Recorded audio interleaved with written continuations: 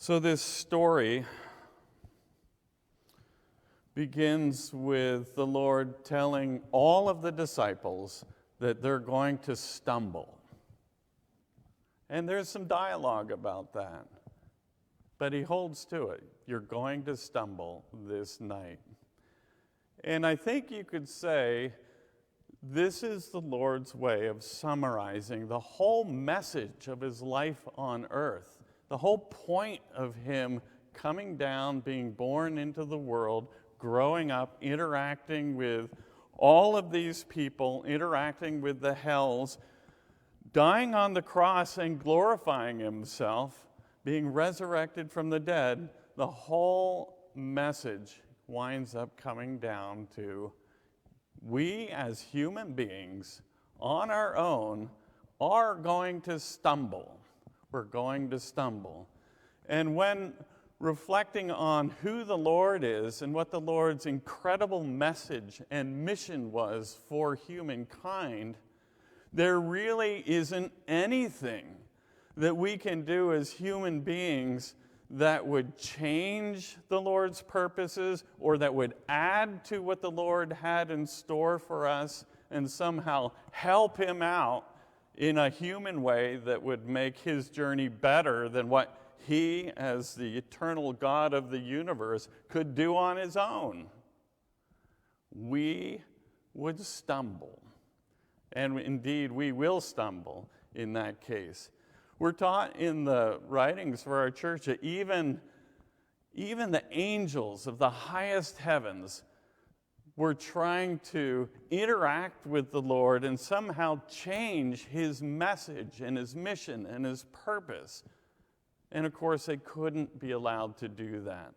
The Lord's purpose for coming into the world, establishing what truth is, what the difference between good and evil is, and, as we read in the heavenly doctrines, subordinating hell for all time, was something that truly was a divine work.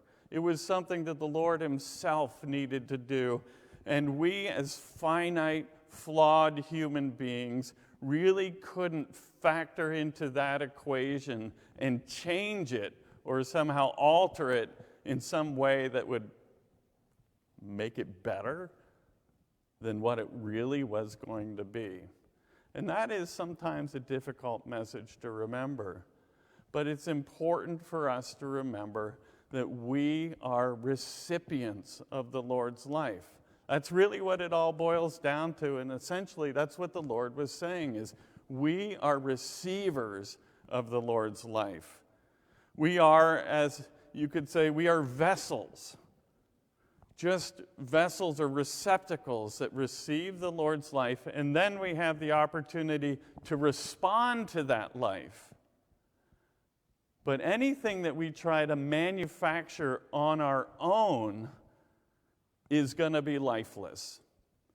And because it's lifeless, it's really not able to help. And it's important for us to get clarity on that. And I think that that was a fundamental piece that the world had forgotten when the Lord came into the world. So he could reestablish that, yes, the divine, the God of the universe, the infinite, who is love itself and wisdom itself, is the only source of life. We can receive that life, and we can help reflect it so that others can receive that life. But that's all we can do. We can't manufacture it ourselves. And if we understand that, then we can turn to the Lord and receive that life and be lifted up. And as is then implicated in the next part of the story, we can wake up. We can wake up. So if you remember, the Lord went into the Garden of Gethsemane. He went with all of the disciples. And then he went a little bit further with Peter, James, and John. He went a little bit deeper into the garden, and he said, wait here, watch and pray. Watch and pray. Not watch, like look around and look at the beautiful olive trees and sing songs together, but watch with the idea of stand guard. So this is the Lord who they had, Peter just recently had recognized, this is my Lord and my God. And he's saying, pay attention, stand guard, and pray. They knew what was about to happen. He had said to them he was going to be taken right after the Last Supper, and they just finished the Passover dinner. So at least they should have known what was coming. Watch and pray. And then the Lord went farther in on his own, and he prayed. And when he returned, what did he find? He found they were sleeping. And he wakes them up. Couldn't you watch with me just 1 hour? Just 1 hour. Watch and pray. He leaves them again. He comes back. They're sleeping. Again, they'd fallen asleep. He leaves them a third time. He doesn't even bother to wake them up this time, and comes back. And yes, of course, they're still sleeping. Well, the Lord wants us to be awake, doesn't he? And we had that wonderful passage from the Apocalypse explained about happy are you who are awake. Happy are you that watch. It's the same, blessed are you that watch. If you look it up in the Old King James or the New King James, it's the same words. It's just translated a little bit different. But the Lord is encouraging us to do these two things, watch and pray. He wants us to stand guard. He wants us to be vigilant. He wants us to be alert. And he wants us to pray. And the disciples seemed to be incapable of doing that. They fell asleep. Well, that's symbolic for us as well, because there are lots of times in our lives where we too are spiritually asleep. And I don't think that should be surprising for anybody. Well, what does it say in the writings for our church? What does spiritually asleep mean? What it is telling us is that times when we are spiritually asleep are those times when we are thinking about life from our own selfish perspectives, and we're tuned out to what's spiritual. We're not awake, we're not alert to spiritual life. We're just living in the material world. And those are the times when it says we're living from the perspective of the angels. We're living life as if we're dreaming, because we're just focused on physical, natural, worldly events. The Lord wants us to wake up. There's so many different stories in the Word about sleeping and being spiritually asleep. There's wonderful stories, and each one of those stories tells us something about some different aspect of being asleep and also being spiritually awake. So one of them comes just one chapter earlier than our story, where Jesus is giving the parable of the wedding feast with the 10 virgins. If you recall that 5 of them had lamps, and they had oil in their lamps, and they were ready for the wedding feast to begin. All 10 of them are waiting together. Well, 5 of them also had lamps, but they didn't have any oil in their lamps, and they slumbered and slept. They didn't just slumber, and they didn't just sleep. They slumbered and slept, and they didn't have any oil in their lamps, and when the bridegroom came for the feast, they were asleep, they were unprepared, and they were left outside of the wedding feast. And this is talking about one of the reasons for spiritual sleep. And if you think about oil lamp is something that's going to bring light into the world at night, something that you would need, like a flashlight in our world today. Well, they didn't have what they needed to power that flashlight. And we're taught that that's symbolic of a person in the church who has lots of access to truths. They have lots of knowledges about what's right and what's wrong. That's the lamp. But when it comes to actually doing the kinds of things that are going to give them enlightenment to actually see how to use those truths, well, something was missing. And if you look at the teachings in the heavenly doctrines, what you see is they are missing the desire and the affections that they need for those truths, to use those truths specifically for the purpose of living a good life.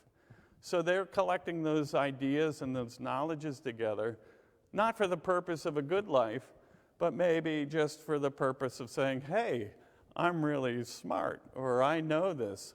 I'm a capable member of this church. I'm qualified.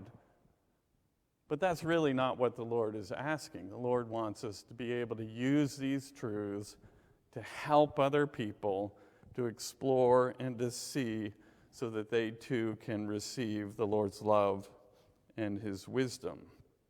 That's an example of sleep. Another story, this comes from the Old Testament, and there's a whole book written on it. It's the story of Jonah.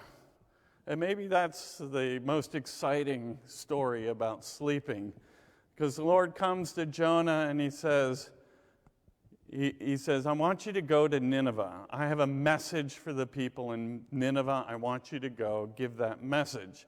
And what does Jonah say? I'm not going to Nineveh. I'm going to get on the first boat to Tarshish. I'm going to go away. I'm going to go as far away from Nineveh as I possibly can. And so off he goes in this boat. He falls asleep in the boat. And again we read, Jonah slumbered and slept. And there's a huge, horrific storm. And the boat is going to go down. The people don't know what's going on. And eventually they figure out, oh, there's a person on board who is disobeying the Lord. He's disobeying the Lord. So that's almost a self-induced coma, you could say. Somebody who is actively rejecting a message that the Lord is asking that person to follow. And because of that rejection, it results in pain and trauma. And you can think of a person who becomes actively engaged in evil, and they're saying, I don't care what the Lord says. I don't care what's there. Yeah, I've seen it. I've read it. I don't care. It doesn't apply to me. I'm going to do my own thing. And it doesn't go well for Jonah, does it? Now, I would say the beautiful thing of that story is it resolves. The Lord doesn't just give up on Jonah and let him be, or the ship doesn't go down, but the story, of course, continues. There are a lot of different forms of being lulled to sleep when we get engaged in unhealthy ways in the natural world. Some of them are the result of just direct evil. Other times it's like we're trying to do the right thing, but we don't have it right. And because we don't have it right, it's like this sleep just kind of comes on us, and it's unintended. I think of a different story earlier in the book of Matthew where it's of a landowner who falls asleep, and while he's sleeping, somebody sows tares or weeds in his wheat field. And because it's like all of a sudden there's all these weeds sprouting up in his wheat field, and he's looking around, what happened? Oh, well, the enemy must have come in and done this. And you can see it's a person who really is misguided by false ways of thinking, not really intentionally, but just kind of slid into a way of thinking, and all of a sudden you can see that there are harmful thought patterns that are becoming more and more recognizable in his wheat field, and he is struggling with how to respond. And the message is, just wait. We'll be able to take care of this in a little bit of time. So there are lots of different reasons for us to fall asleep, and the Lord is saying, be watchful, be wakeful. And by the way, I just want to point out, the Lord doesn't say to us, never sleep, right? Well, we sleep as a part of our daily routine, and that's an important part for our physical health. But you could say spiritually, there are times where we sleep, and that's just fine. Going on a vacation, for example, and participating in various forms of recreation appropriately can be forms of spiritual sleep where we are being restored and revived, and that's a good thing. But if a person is going to recreate 100% of the time, that is out of balance, and that's not what the Lord is suggesting. I think of all kinds of natural, healthy ways of spiritually resting. We can think of times when we gather together. Maybe you have a family reunion and you have some times where you're dining together, times when you're out playing something or you're participating in a sport. All those kinds of things are great when they are connected and they're in balance and they're used for the purpose of recharging so that we can continue with the discipline of being awake. So I want to think just a little bit more about the Lord's command to watch and pray. As I'd said earlier, really as human beings, it's important for us to realize that we are receivers of the Lord's life. And that's really the thing that we do that's human, is we receive and we respond. We receive and we respond. We don't create it on our own. We are just really taking the Lord's messages and his gifts, and we're transferring them, trying to share them with others. Watch and pray. Watch and pray. Observe. Look for that inflowing from the Lord. Look for those gifts. Be vigilant around it. The Lord tells us, be awake, look for what the Lord is giving us, and maybe even anticipate what the Lord is going to give us so that we can be alert and ready to respond when we see them. And thinking about prayer, too. Well, what really is prayer? The heavenly doctrines teach us that prayer is really speech with God. And it's not just a one-way speech with God where, let me tell you, Lord, what all my problems are, and I'm just going to talk and talk and talk until I can't talk anymore. But it's really a dialogue with the Lord where we are praying to the Lord and we are listening to a reply. That's an important two-way kind of communication with the Lord. Again, it suggests this reciprocal relationship that we have to the Lord. Help me open myself up so I can receive these gifts. Help me identify these gifts. Help me be alert so that I can see what the Lord is offering so that I can respond in an appropriate way. The Arcana Celestia teaches that really prayer, when you really think about it, is a form of preparation. It's just a form of equipping ourselves so that we can be useful when the time arises.